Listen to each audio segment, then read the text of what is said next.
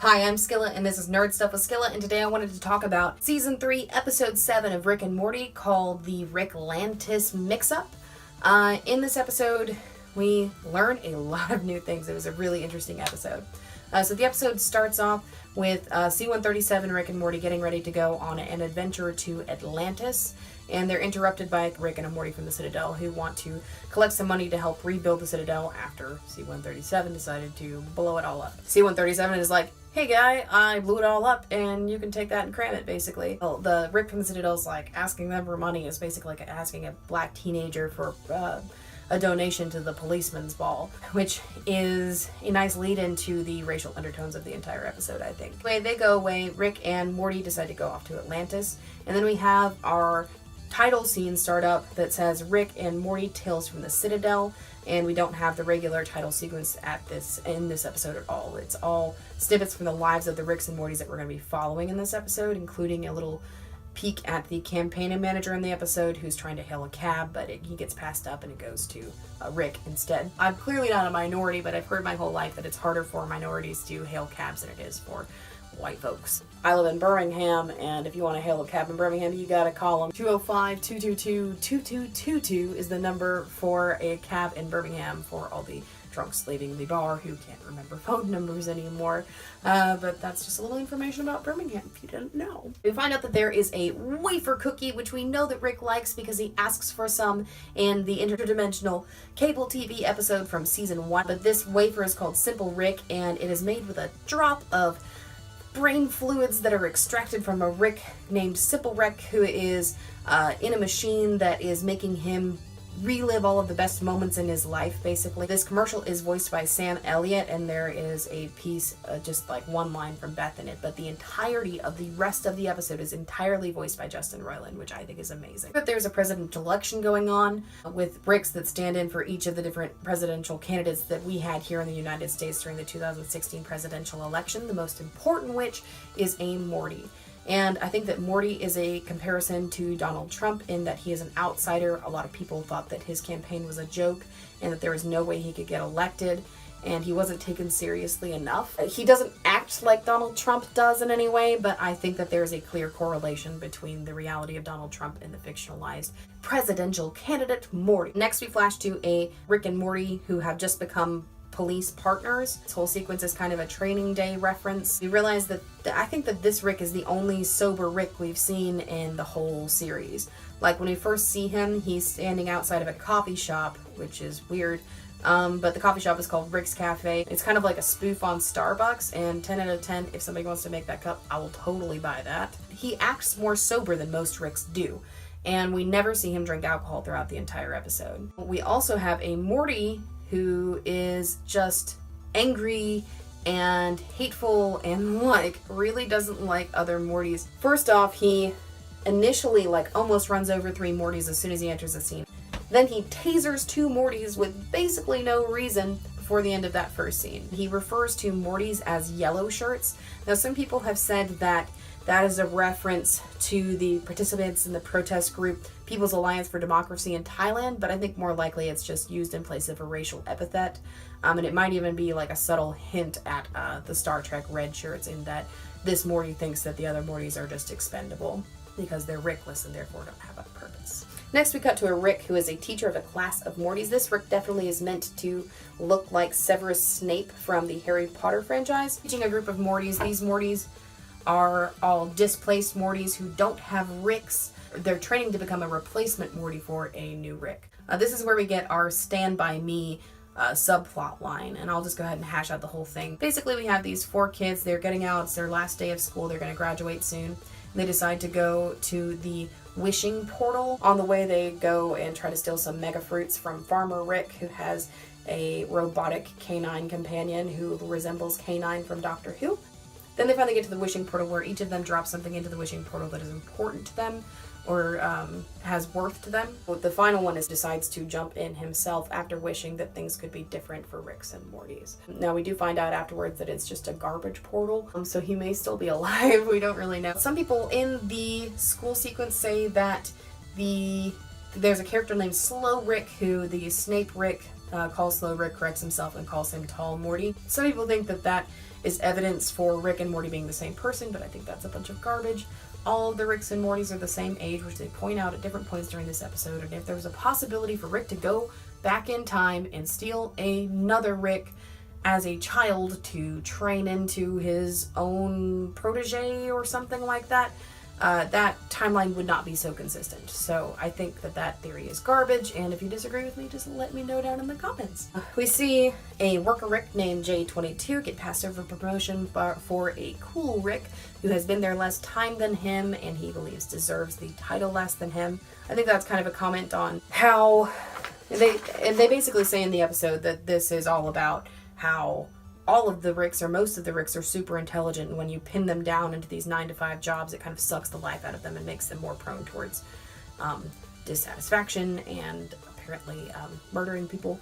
Next we see the cop Rick and Morty again, and they are interviewing a clerk at a Morty town shop called Morty Mart, which has just been robbed, and they're trying to figure out who it was. And you kind of see that the cop Rick sees all Mortys as different and they're individual people, and then the cop Morty thinks that they're basically all the same. He kind of pushes off any idea of the clerk telling him that they might have differences in how they look. So then Morty goes across the street and assaults a couple of graffiti Mortys, and one of them called him a sidekick, and so he sticks his gun into his mouth. He's like, "Call me a sidekick again." And they find out that the shop was robbed by the Mortytown Locos. We cut to the debate where we see politicians dancing around subjects like juggling Rick, who I think is definitely a stand-in for Hillary Clinton. We find out that Rick's satisfaction rates are plummeting and displaced Mortys are soaring. Now this might be because Rick, blew up a lot of the Citadel, and a lot of Ricks died, so we got a lot more Mortys who need a Rick to go to.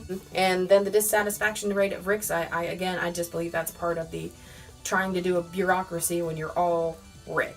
Bureaucracy of Ricks just does not work, which Rick has said several times. That's why he hates it. He thinks it's stupid. You hate government so much you went out and made your own. Morty gives a great speech during this debate about how Ricks and Mortys should be equals, basically. And there are glimmers of Martin Luther King's I Have a Dream speech, as well as FDR's inaugural address. All of that's going on. It's a really great speech, I thought. And I watch a lot of speeches. But presidential candidate Morty fires his campaign manager right afterwards. And all of this is being overlapped with the scene of J22 basically about to, he goes and he kills his boss, and then he runs out and he finds Simple Rick, and he's surrounded by cops, and then J22 demands a portal gun. They give him a portal gun. He pulls Simple Rick out of the machine, and then he throws a portal up onto the wall, and then he pushes Simple Rick into it, and it turns out it just led to the Blender dimension. Suddenly the owner of the Simple Rick factory shows up and acts like he's going to lead him out, like they valued his valor, kind of. Then he incapacitates him and then puts him into the machine, reliving that moment for the rest of his life in order to create a new flavor of these Simple Rick's wafer cookies. Everything goes back to normal at the factory, I assume. We see Campaign Morty at a bar during this, and he's given a package of secrets by a Rick in a trench coat. We go back to the cop Rick and Morty. They burst into the house of a cracked out looking Rick with 3 little Mortys, and they are bootlegging portal fluid, which apparently, if you get the calculations wrong, basically just incinerates you as soon as you touch it, which happens to the Rick that is in question. Basically, Cop Rick is checking out the house to make sure there's nobody else in there, and he's attacked by a rabid Morty, and then he has to put that Morty down. He leaves, and then Cop Morty basically incinerates the entire building. We flash to a meet and greet with the presidential candidate Morty, where there's an assassination attempt on his life by campaign manager Morty because of what he found out. Campaign manager Morty is then basically taken in. Then we flash back to Cop Rick and Morty, and they're in a place called the Creepy Morty, which is somewhere between a strip club and an arcade. Which sounds kind of awesome, but it's called the Creepy Morty. Some people are like, oh my gosh, that's really creepy, but none of the Mortys are actually stripping or anything. They're just kind of dancing around awkwardly, fully clothed, and then some of them are playing video games, basically. Well, Cop Morty takes Cop Rick into the Creepy Morty to introduce him to Big Morty, who's a mob boss and who has been paying Cop Morty under the table to take out his competition, basically. Cop Rick doesn't like that, and he attempts to arrest Big Morty, and then there's a big shootout. Cop Morty shoots Big Morty and then tries to turn on Cop Rick, and Cop Rick gets the drop on him, shoots him. He walks outside and is taken into custody by other Cop Ricks. We then find out that Morty won the presidency. He's now the president. And his campaign manager gets killed. He's in a room filled with the other leaders of the different regions, the different districts within the Citadel of Ricks. And they all are basically saying, well, even though you're the president, we all know who actually rules this joint, and that's us. And so Morty is like, well, how many of you guys believe what he said? How many of you are with him? And everybody who raises their hand gets killed immediately. And then they're all shoved out of the same, hole into space that the campaign manager Morty was shoved out of. Now Morty starts to walk away from that scene. And he basically is saying, things are going to be different now. There's no underlying power. It's just me. It's all just me. We then see all of the different bodies of the Ricks and campaign manager Morty flying out of the spaceship. Or the damaged coda by blonde redheads is playing in the background. And we see the images come out of the folder that campaign manager Morty was holding, and they're actually images proving that President Morty is actually evil Morty. Then we cut back to C-137 and we see Rick and Morty come back from Atlantis. Clearly Morty got laid by a mermaid while they were there, and Rick basically talks about how he's so glad that they went and had some fun instead of going and finding out what was going on at the Citadel, because it's clearly not going to affect them, even though it clearly is. Clearly evil Morty is coming.